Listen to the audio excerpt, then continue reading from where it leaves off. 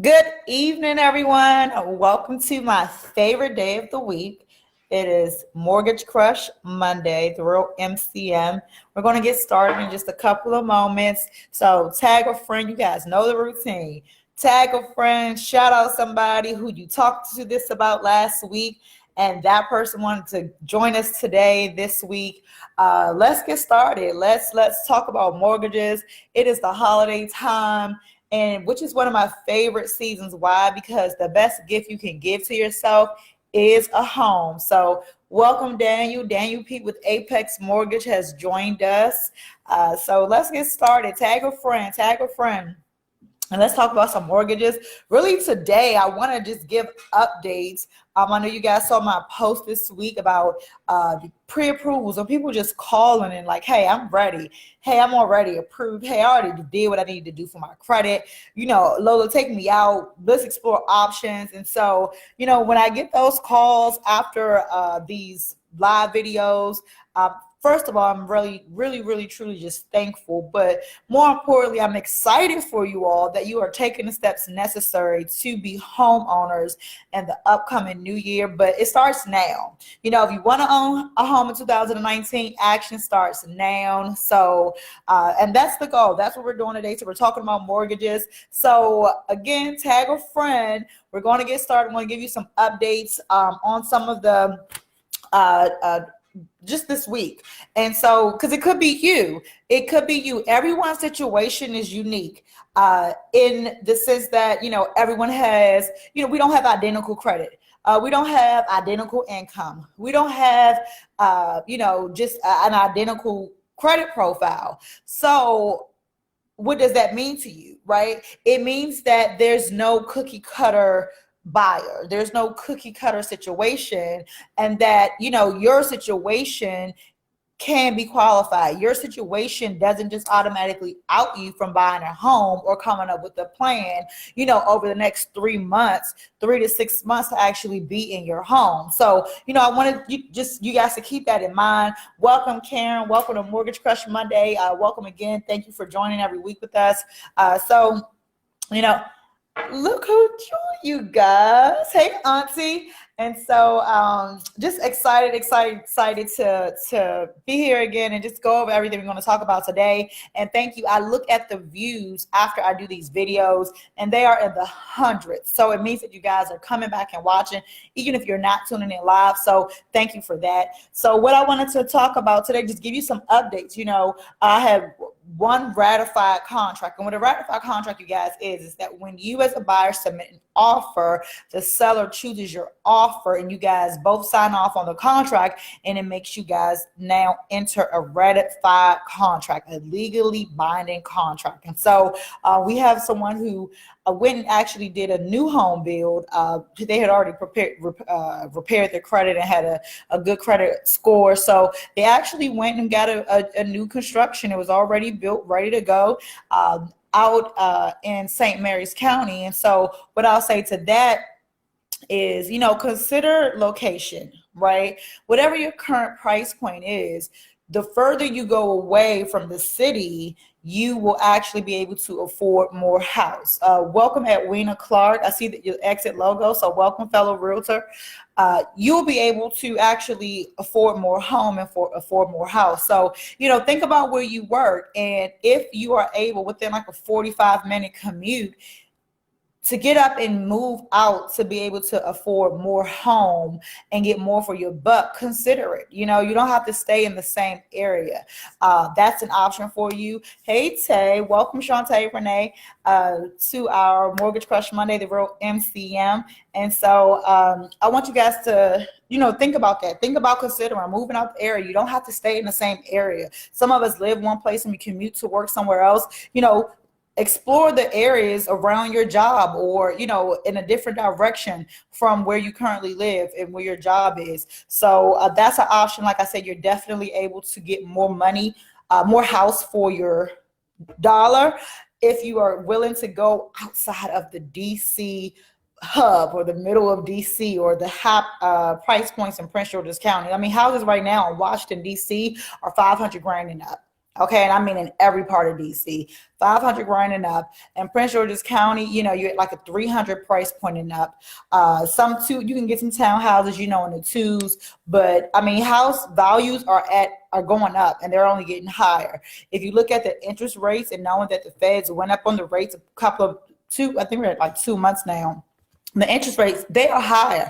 It's hard, if you're somewhere at a high 4.75 or 8.75, that's considered a low score now. So what does that mean to you? With a high interest rate and high housing costs, it means that you have a high payment and you can afford less house in probably those more populated cities and populated areas. So like I said, an option would be to move into a different direction, again, within a 45-minute commute to your workplace. That's the average workplace, work travel anyway, and when you're going into the city. So take a look at that. The other thing that I wanted to talk about was being able to, I have an offer that is out. And with that offer, this client, again, credit, already worked on the credit. You guys are doing an excellent job. Some people are just looking at their credit, not just knowing what your current status is, but actually taking actions and working on it. Last week I got a call, a couple of calls after, and just saying, hey, I didn't know that I shouldn't just pay off my collections or just pay off old accounts. You actually want to set up those payment plans, those paid as agreed, and do those 3-month payments so that you can get a rapid rescore. It's a tool that only a loan officer has access to. If anyone tells you that they can rapid rescore you, they're not telling you the truth, okay? Welcome, Ebenesia. Welcome, Jenny. Welcome all the way from Pennsylvania, I believe, right? You guys are, West Virginia. Sorry, welcome from West Virginia. So, but being able to make payment plans and not just pay off everything at one time. Lenders want to see that you can make an agreement and pay as you agree. Okay, that's the point. That's what's important. If I say I'm going to pay $50 for 3 months, am I going to pay this $50 and make this a priority, my agreement, or I'm going to take this $50 and go shopping? It's just establishing a history of being on keeping your word. Okay, it sounds simple because if you're talking about Lola, why would I just pay $25 a month, or why would I pay $50 a month? Tax time is coming. I can just pay it all off. You will not establish the history that's needed to show that you can pay as agreed. Okay, so do not pay off anything. If you're watching this, when you watch this, if you saw me like her last week, don't pay off anything. You guys know you can pull your own credit if you don't want to get your credit pulled by a loan officer, but don't pay it off. Give me a call. We'll go through some options. We'll walk through and just really explore the best route for you.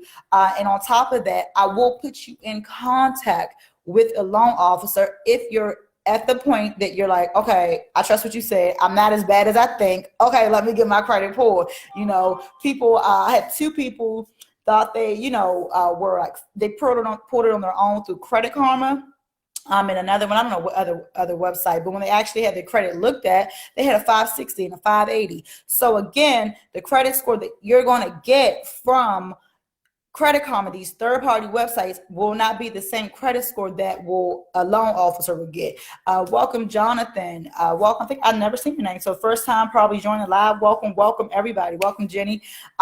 First time as well. So welcome, you guys. So again, being able to, the credit score that you see is not necessarily the credit score that the loan officer will see. I had someone who had defaulted on their loans. Their student loans went into collections, okay? Not just behind in payment, but their accounts were actually in collection status.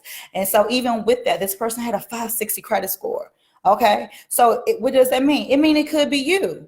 It could be you with, your student loan accounts, maybe, behind 90 days or so, but maybe not even in collections at this point. Maybe you didn't know there was a difference between collections and just being late and delayed on your payments. But there is a difference. There's things that can be done. If you haven't went into collections, you can actually call and ask for your payment status to be updated as deferred. They can retro that back, 5 months, 3 months, to show it, to change it from being late for 30 days or late for 60 days. They can can make it deferred, and them just making that one change can allow a loan officer to rapidly rescore you and get you more points. Okay, if you're in collections, okay, it's time that you call and ask to be, it's called REPAYE, REPAYE. Get on REPAYE so that they can move your accounts from collections and have it to a paid as agreed status, and you can begin over the next 3 months to change your credit score around and reestablish some good history with the student loan accounts.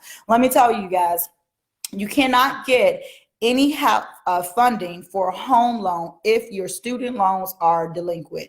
Why? Because student loan money comes from the government. Okay, Sallie Mae is related to FHA. Okay, so listen, you cannot get any loan money if you do not have your student loans out of collection status. It can be deferred. It can be on REPAYE, which is a graduated payment plan. It starts out with like a less amount and goes up every couple of years. You can do anything except for having your accounts in collections. Okay.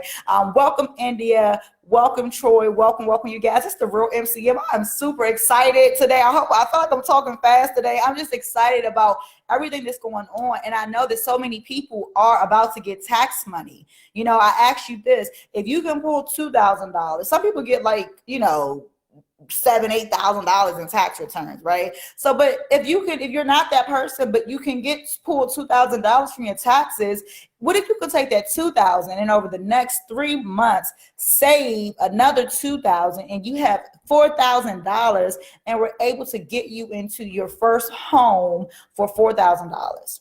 What if? And you may say, well, Lola, how is that possible? You know, there are programs. We talked about grant money. Daniel Pete with Apex Mortgage has a 2% grant program. There's some no money down programs available. We talked about that you're able to get the seller to help pay for some of those closing costs for you. Okay. So again, if maybe your point is not $4,000, maybe you want, you know, a home that costs maybe, you know, a significant lot more higher amount, you know, if you can save $6,000, if you can save $7,000.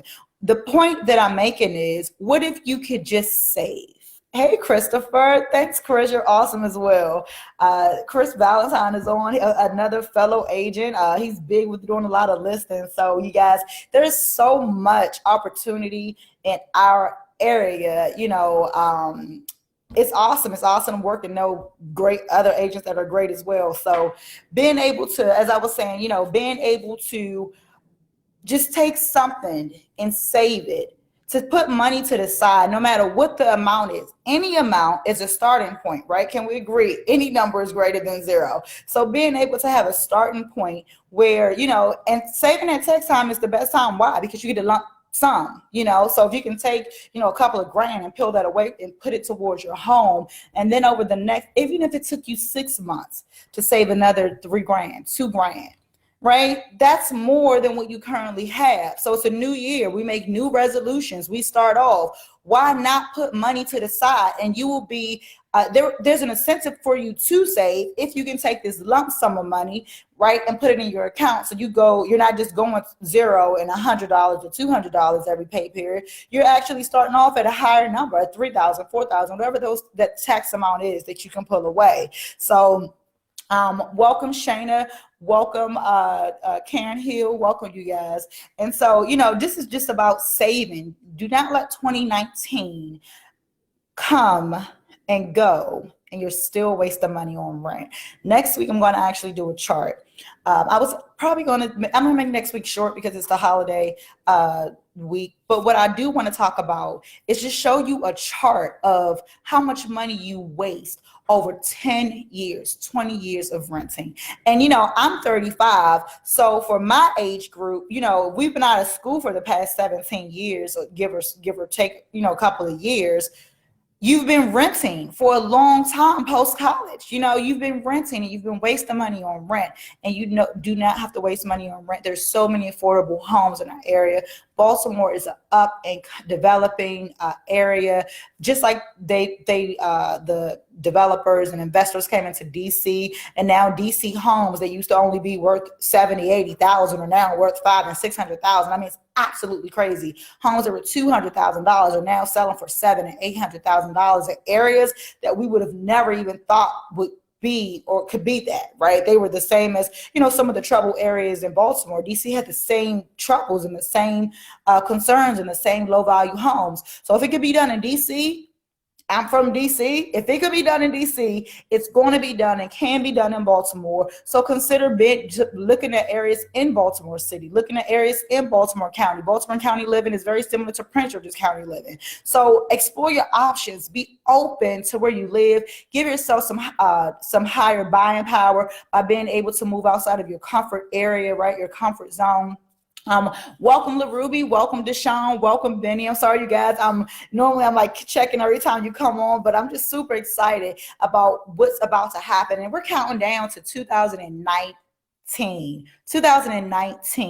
and there are going to be so many home owners, so many first-time home buyers, so many second-time home buyers. I'm in my second home. I'm 35. This is my second home that I purchased just 2 years ago, and I'm just fired up and excited to help people along the same journey that I took. I could work with sellers primarily if I wanted to, right? We like to say as agents, it's an easier way to make money. You just list the home and, the buyer's agent come in and work a little harder. But I'm okay with working harder just to share the education and share the knowledge and help people, free people. We're on a goal. I'm on a mission to help 100 people become homeowners in 2019. And you guys that watch each and every week are a part of that mission. So again, I always open it up for questions. If anyone has a question, feel free to ask me. Feel free when we jump off. I was on a phone until after midnight last Monday, taking calls and answering questions. It was so fun.